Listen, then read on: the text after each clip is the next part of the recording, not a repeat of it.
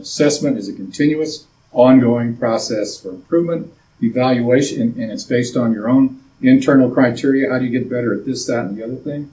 Evaluation is a score. It's a summative score on, bam, that's you're either good or you're not. You either win or you lose. It's really kind of a competitive thing. You grade your assignment, you grade your tests, and she'll give you probably a term-end exam at the end. And each one of those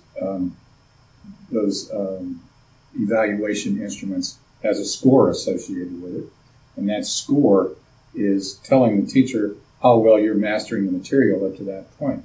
But all that does is it's basically an evaluation.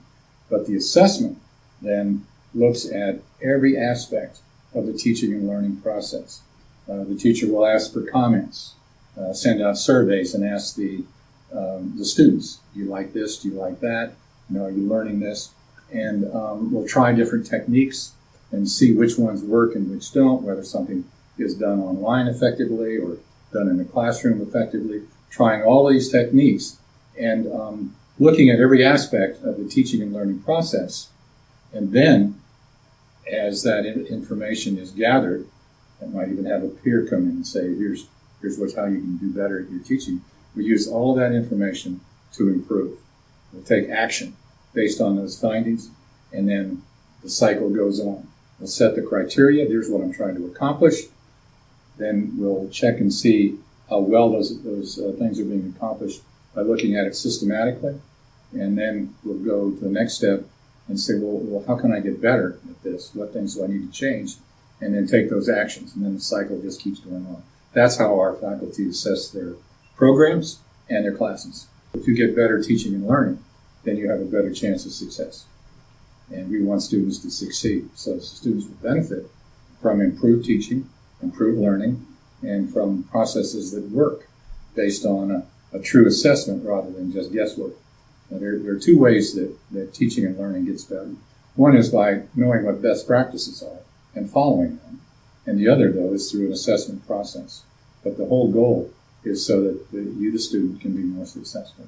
I think we have a good process here at WVUP for assessment, but we can always get better. As I assess our assessment process, I see some ways that we can improve.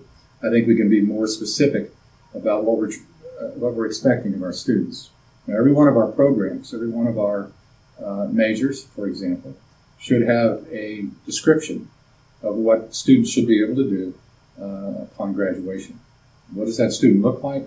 What are the tasks that student should be able to perform? What are the skills and knowledge that a graduate should have?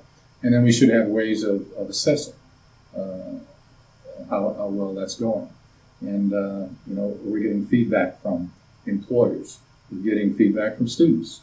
We're getting the evaluation results of tests. We put all that together, and then we figure out how we can get better at what we're doing. I think we're doing pretty well, but I think we can be a little more specific in describing what we expect our students to be able to accomplish. And I think that's a step that we're going to be taking here soon.